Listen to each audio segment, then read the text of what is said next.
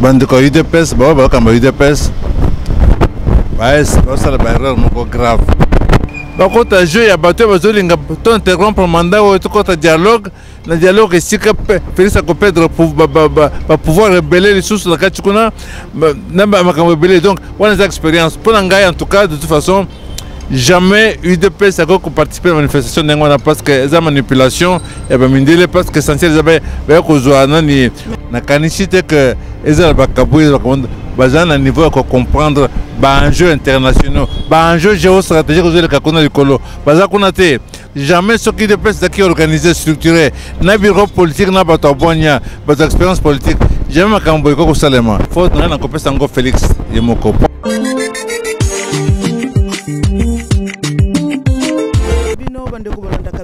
Vraiment partout dans le monde entier na bisika nyonso bozali vraiment topesi bino mbote mingi bandeko na biso nyonso ya Montréal Poupon Digbo bandeko nyonso au maire de la Miséricorde Brigitte Ngalumbuyi depuis Montréal topesi bino mbote nazana ndeko na ngai Corneille Mulumba wazali moko ya ba pionnier ya UDPS tozali kolobela makambo ya actualité comme d'habitude na lobela ramino toujours actualité sur la politique makambo ndenge ezali koleka na mboka na biso. Bonjour monsieur. Ya solo lelo makambo ndenge ezali koleka na tolandi ba marche UDPS asali tolandi la mukape asali marche nyonso wana kaka po ete Ronsard azala nommé président ya Senité. Tolandi bongo 5 pe ndenge azali ko répliquer. Tolandi église de réveil ndenge ezali ko répliquer na nyonso wana na kozwa point de vue na yo na makambo nyonso na analyse makambo nyonso ndenge ezali koleka. Merci maman. Que bandeko UDPS bakamba UDPS basala baerreur moko grave. Mama soki tozwi eza 15 jours siko lelo en 15 jours soki ya 15 jours banani bayebaki komo ya Ronsard Malonga na bonga biso. Ce qui y a une semaine, aujourd'hui 10 photos au tien de messa. Au même temps, nous sommes manifestés. Voilà que ça, biso, Malonda. Peut-être 1% ou 1 pour 1000, ça veut dire que c'est une manipulation. Il ne faut pas mettre une manipulation pour nini.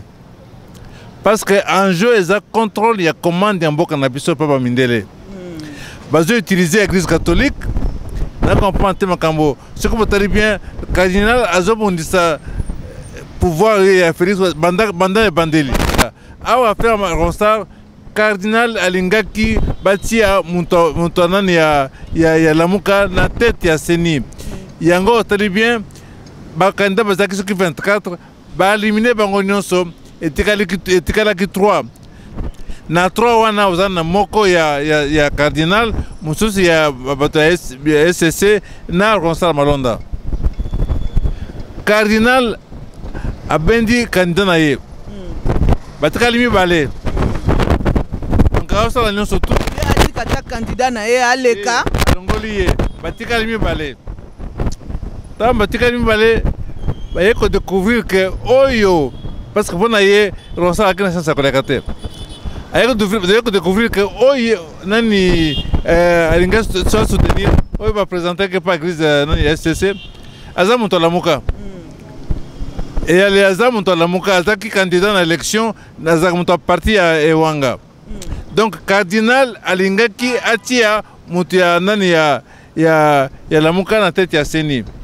Or, Banda et Bandeti Lelo, vous voyez que Nengeni, Lamuka Zobundisa Félix, vous avez Nengeni.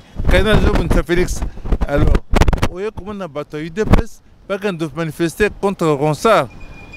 Par contre, il y a battu interrompre le mandat ou contre dialogue. Le dialogue est si que Félix akopedre pouvoir rebeller les sources de la Kachikuna, donc, on a des expériences. Pour en tout cas, de toute façon, jamais UDPS a participé à la manifestation d'Engwana parce que c'est une manipulation et parce que essentiel c'est kozwa nani. Le président de la République pas d'accord de na marche wana ndenge salamelaki à lobby était zali ko manifester manque de confiance en l'égard na yepo yenda zana liloba suka. la discussion on a été au niveau il y a pas principe est que bazo manifester pour nini nani a convoqué manifestation pour nani a fin bani te Kabunde sama Kabunde na Augustin Kabuyende ba manifester na kanisite que ezala ba Kabuyende bazana niveau à comprendre ba enjeux internationaux ba enjeux géostratégiques aux le kakona likolo baza kuna te donc faut que mituna so to loba tete za pona désordre zo régner na kati ya IDPS absolument puisque jamais ce qui IDPS qui organisé structuré na bureau politique na bato bonya bato expérience politique jamais makambo ko salema ka bolimbisa ngai pona ngai na kotia nyonso na mtuna bino ba ancien pe ba mpaka ya UDPS ngai na kotia nyonso na mtuna maman désordre zali le na IDPS na kotia na maman bino bozaba ngai ya papa Etienne ne fût-ce que pona mémoire ya papa Etienne ezana makamusu bo kwaki ko c'est surpassé pe bo tia peta mo te wana faute na kopesa ngo Félix yemoko point na bon parce que moni maman ozana université ozaka ndotanga pas comme président de la République ozana na ba doctorat au sala pas comme président de la République comme président de la République na même motachi loboko ozana humilité ya koyeba ke na l'équipe nyons na maile te na baki na bangos na kitoko te na bi bangos na bongo te mais ce que Nzambe a pesika mission ya liboso zelo kanengeni ne ko rassembler bato oti UDPS bon va voter au président de la République la moindre des choses c'est que au benchimo bato UDPS au bundaki wana au fond dina bango bo sololi bo konzi yango to sala ndengeni montachi maile na ça la force c'est la force au sali bon côté aux yeux bato oyo baza pona nini ngana ko pesa bino faute pona nini po batu nyonso ba komona ka soki problème ezana kati ya UDPS bazoke ndoko luka mama yemo ko mama Tshisekedi bazoko kende ko luka mama pona ko lakisa ba doléance ma pona ko loba problème po papa Félix azoyo kakande mama nae bino banda tout ce temps bozoko luka mama te pona ko sola na mama likambo ezabo to restituer peto bongisa tango to mona ki awa maître Peter Kazadi azoni ba problème na ba Jean Makabundu ba konso bakina okuta na mama te et bongo bino ba pionnier beaucoup ça l'effort ya kokuta na mama pour na solana pe ko pesa ba stratégie pour jusque là azape muto azana moi liloba na kati ya parti ce ko zwingai ominga Corne Mulumba amba cofondateur de l'UDPS muto a pesifina mobimba muto a sacrifié non sur na UDPS pour être pose la raison faut qu'on ne pas maman Félix na kanisi za ko diminuer nga makasi pona ngai parti eza parti on a souci à parti te parti est à parti. Parti, faut en avoir structure, n'est-ce pas? Parti, faut en avoir structure, bureau politique. Donc, vous savez, le problème est ça. Aujourd'hui, que le bureau politique se réunir, aujourd'hui, que tel organe délibérant se réunir, ils appellent un côté. Aujourd'hui, qu'il n'y a pas de solution. Quand il y diminuer ma casse.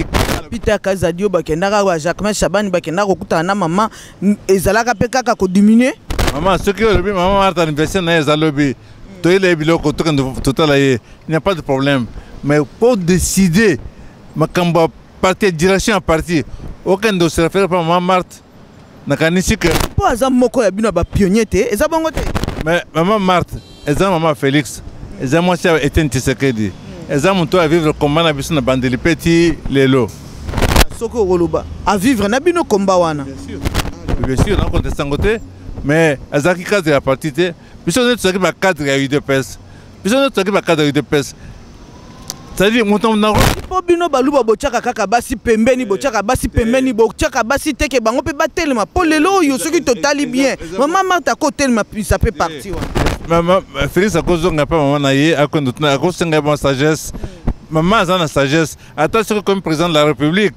Maman Zaka maman. Besoin de na maman attends maman za maman quoi que nous avons sagesse mais à gestion il y a parti politique parti où ils ont encadré des millions de Congolais parti où ce que c'est l'erreur ce que le reconnaître que maman za maman ce que c'est l'erreur ba millions de Congolais ba kokufa na sûreté que maman marque au niveau les Kazali azo comprendre nécessairement ba enjeu géostratégique du monde pas nécessairement sagesse ya vie eza koyeba ndenge nini ko se comporter na bato D'accord, mais l'enjeu économique en Boka, l'enjeu géostratégique en Boka, il y a encore des autres qui vont me dire comment il y a beaucoup et ça n'a niveau maman Martin ou Limisanga. Donc il y a encore des bateaux. Ça peut beaucoup aider. Tu connais hein? Aider maman Martin qui m'a cambo zabo pour y enda koko en contact na moi en facilement. Est-ce que vous comprenez? Tu n'as comprendre mais maman, il faut comprendre n'angat, faut comprendre n'angat paix. 40 années yango, ne peut pas comprendre. 40 années yango. Au lieu que voilà, bataille de paix c'est beaucoup tani. Joka Félix a décidé à nommer, à signer ordonnance, à signer boyer. Et ça, est-ce qu'il y en a? Si quoi, d'engagner une chose pour endosser. Donc pour na kokata kaka cour à tout lelo yo ceux qui IDPS ezali lelo yo mbulunga mbilinga ezali faute à Félix Etienne Tshisekedi. Merci. Pas Félix Etienne. Eza pour Félix Tshisekedi bolimbisanga muke kombo na kanisi que eza bongo point parce que nenga tozaboy na esika zali na précis ya fonctionne aye akoyi kolobela kongo très simple. Après si ba injonction na bato à tête du parti bakabund banani bakabuya basa la liste il y a 200 300 cadres ya parti ya karaté ne ya lelo bokende quelque part ba bisika zango pendant 3 4 ou 5 jours bo fanda bo solola bo makona bureau politique ya parti bo makona na ba organe délibérant bo makona ba bureau d'études. Pour le moment, pour réaliser les années, quelque part. Mikolezo Kende, 2023, en Kalate, au on appelle Toyoki, tu habites ce que ça va les ondes, Toyoki était président Félix a boy co-signé document au bazo Koloba était Ronsar Mando Malonde Sengeli Azala président Aseni, même Mikolezo Kende, Mikolezo Poussana, ce qui a signé en côté. Toko Kaka Lobitolo Bokuna Ronsar Biowananda dirigé Seni. Problème ligne et qu'on n'a pas reproché na Ronsar elle est quoi à mon côté na reproché ni Tolobi et nani président Yasseni il faut outa la société civile dans la société civile na ba confession religieuse ba se réunir sali muto organiser ba élection et les cas oyo batutu ba manifester pe ba boya ngo yo koloba ke sale lokote FCC a la même prise sur lui. Manifestation on a zaka manipulation tout le baboy cardinal alinga qui a triché tout le monde zali simplement que e balukelinde ye asali nyon se peut tina suka pona mutala muka comme président mais je découvrir en 10 secondes que monto na za monto la muka moyen continue ba yepe na ba preuve moyen pas continuer sur zate malamuka bimukuna ningango le souté il faut tout ça na réforme donc ça veut dire que ceux qui besoin qui monto na ye onto lingaki makamba réforme ezala quitter donc tout le monde balukeli ye ezama be makache c'est quoi zo se préparer ça o yepe mais moi c'est normal ça la marche bateau vous comprendre te OK batina te stratégie à déstabilisation bazo sala la bamindele musala ce qui est bébé wa maman na mboko to na armée ya bapaya o to benga MONUSCO ko landa maman madame Leila wanate MONUSCO eza armée mobimba bas na bango ça na Uganda bazana arme nyos bazana batu partout à tout monde ko neutraliser pouvoir na mboko donc ka confusion kota batu bakufa batu tout na mitu po bango bazo ba récupérer pouvoir ngo premier ngo na cardinal na senko bazo sala bato na musala za mabe makasi landa ba déclaration cardinal auti ko loba na mukola 30 juin auti ko loba que faut que dissoudre la coalition auti ko loba apesi ba catholique message boza la prêt boza la prêt ya nini boza la prêt à ce moment-là dans makambo Ronsar Maron de makit banakité à la population boza la prêt ya nini ya kucha des ordres el ngabo misabatu premier ngwana azo jouer rôle moko mabe na mboko donc et puis tu es que ba évêque baza évité par ba paroissien ba avec besoin de même bango na bapaya donc ça veut dire besoin rendre compte na bapaya premier ngwana donc cardinal Joseph rôle moko mabe na kanisi totelem c'est UDPS to renforcer coalition yango to sala mboka musala bien. Merci Nabino, merci na papa